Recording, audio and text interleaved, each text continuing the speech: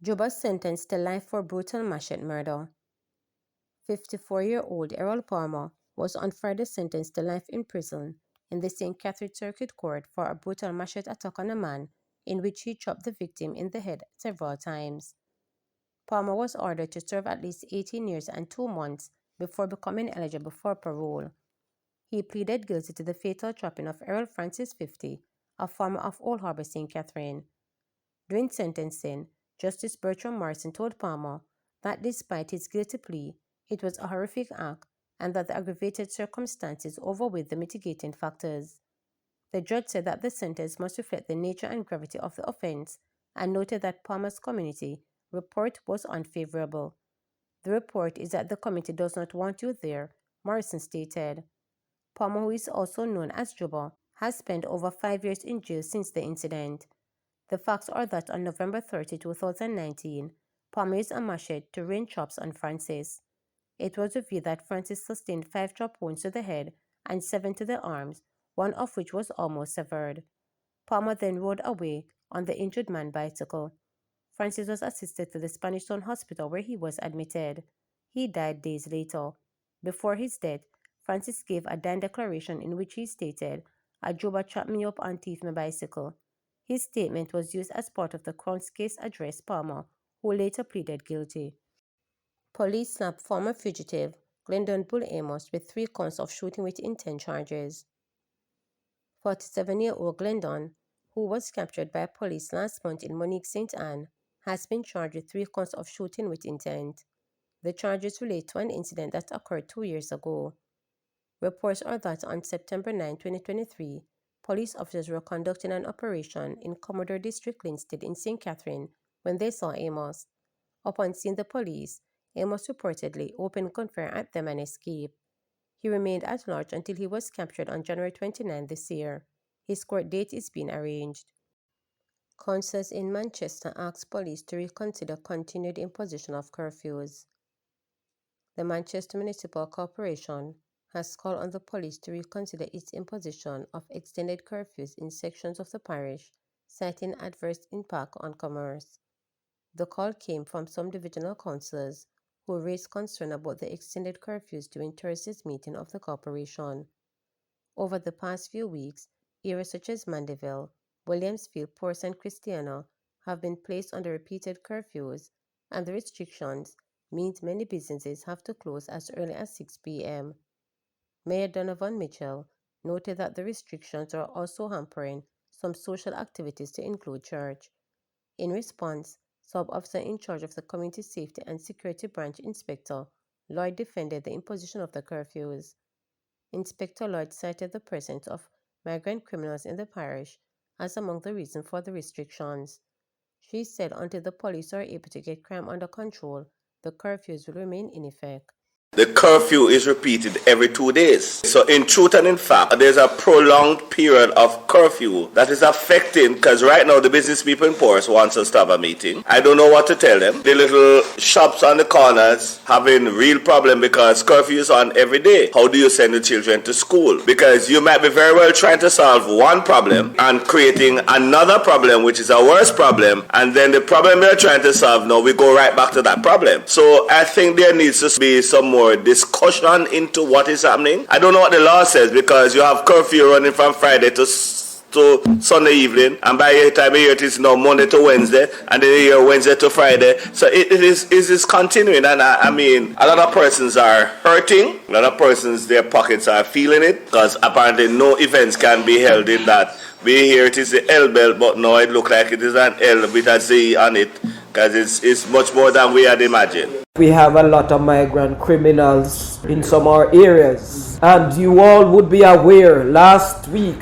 one of our members was injured and one man was fatally shot, and that person is not from Manchester. So we have a lot of migrant criminals in our space, and we have persons who are facilitating them. So we have to work in partnership, and in order for us to curtail some of these activities, the curfew will have to help us. Yes, we know persons are being affected. Yes, Mr. Mitchell, the curfew is a strategy.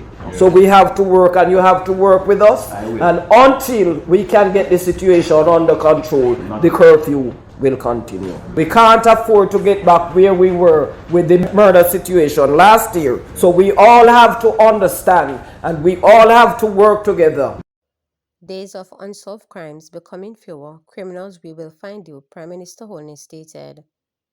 The days of unsolved crimes are becoming few.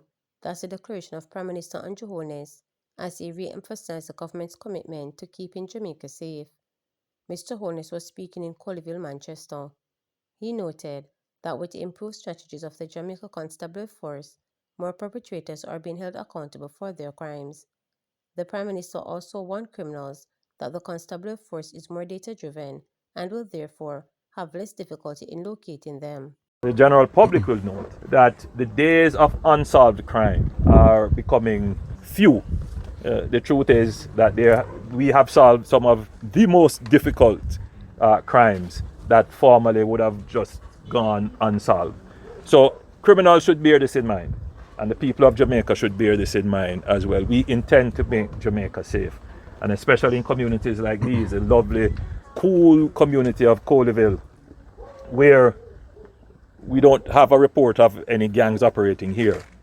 But the interpersonal issues, the interpersonal violence is still a problem. What we do is to use that data to provide a landscape picture of crime. So, the criminals might believe that we don't know who they are, we don't know where they are. In some instances, we may not know your name, we may not know your face, but we have picked up patterns in geographical areas. We use intelligence to find you.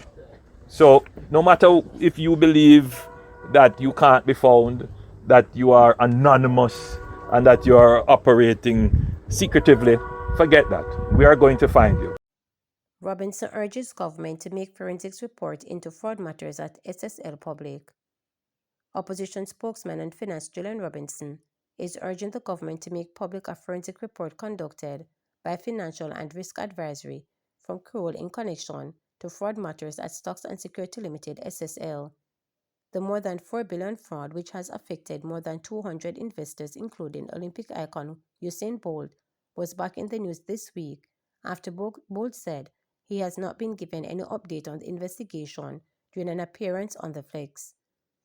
Robinson, while speaking during a press conference held by the opposition on Thursday at Garden House, raised concerns surrounding an alleged leak of contents of the report to sections of the media.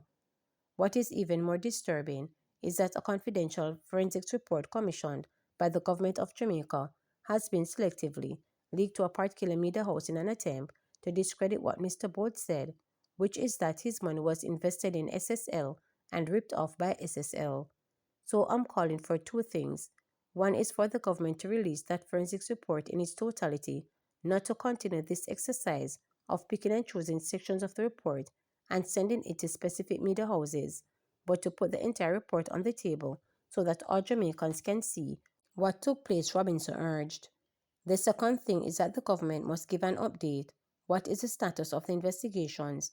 We know that a file was provided to the DPP, Director of Public Prosecutions. We don't know what the status of that is.